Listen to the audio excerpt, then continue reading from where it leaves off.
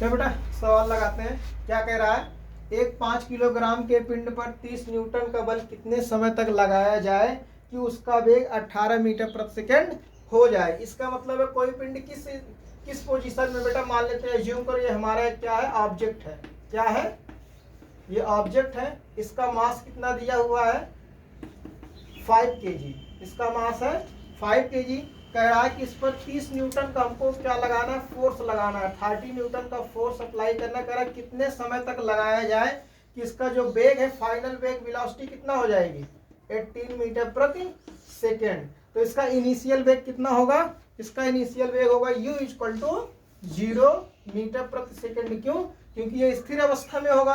तो कितना बल कितने समय तक कैसे लगेगा, तो यहाँ से हम लोग पहले एक्सीलरेशन निकालेंगे। F इक्वल टू क्या होता है, F equal to m into A.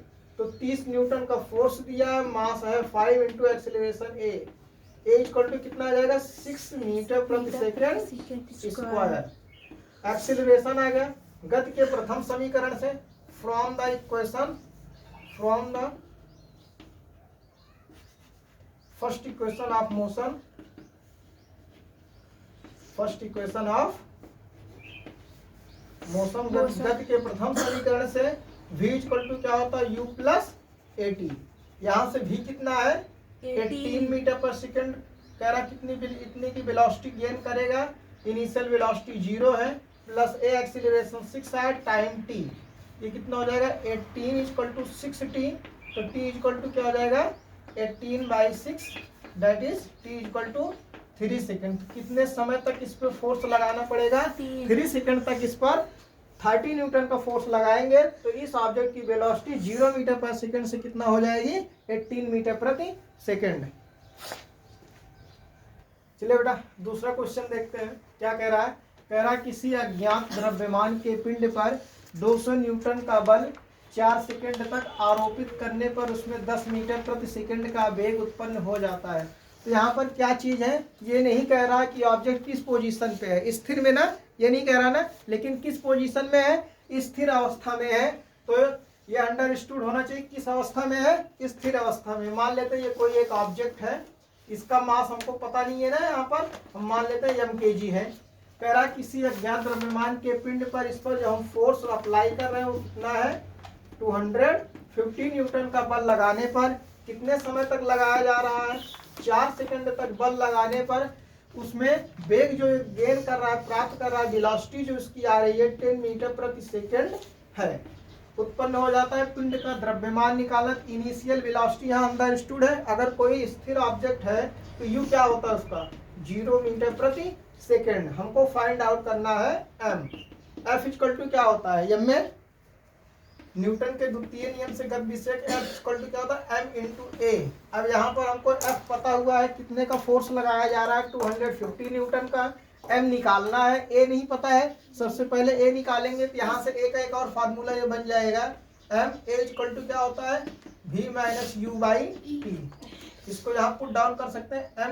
F कितना दिया है, 250 न्यूटन इक्वल टू m कितना है, फाइंड आउट करना है u 10, इनिशियल वेलोसिटी 0, टाइम कितने समय के लिए फोर्स अप्लाई किया जा रहा है, 4 सेकंड के लिए।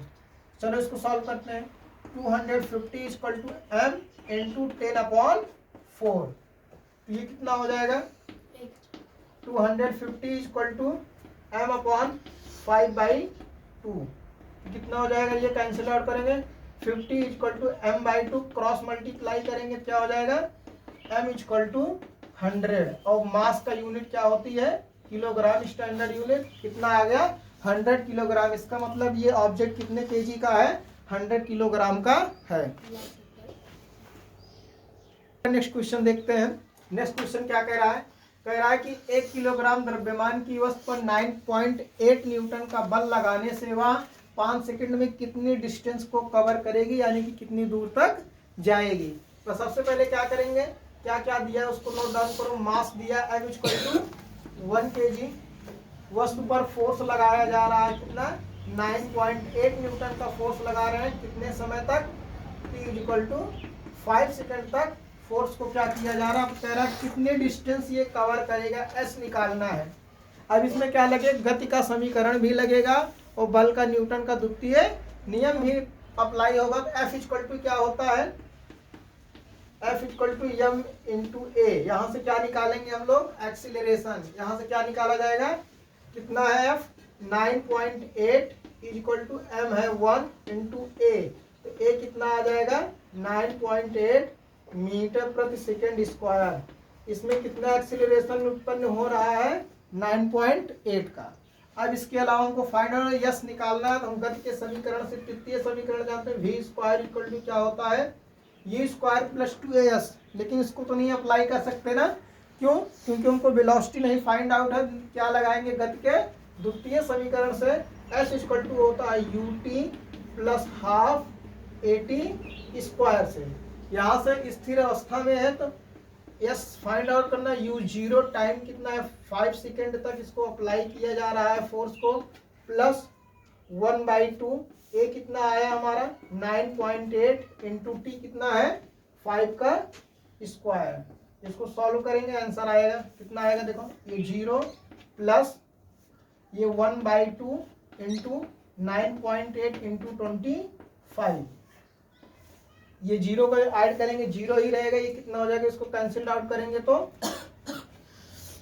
4.9 मल्टीप्लाइड बाई 25 9 या 225 करेगा ऑन 22 100 to 222 1 पॉइंट पे डेसिमल लगेगा, क्या आ जाएगा मीटर। कितना डिस्टेंस कवर करेगा बेटा 222.5 मीटर की दूरी ये क्या करेगा, इतनी देर में ये कवर करेगा। नोट डाउन करिए। लाइन में कितना हो जाएगा 122 नहीं 122.5 मीटर हो जाएगा, करेक्ट कर लीजिए।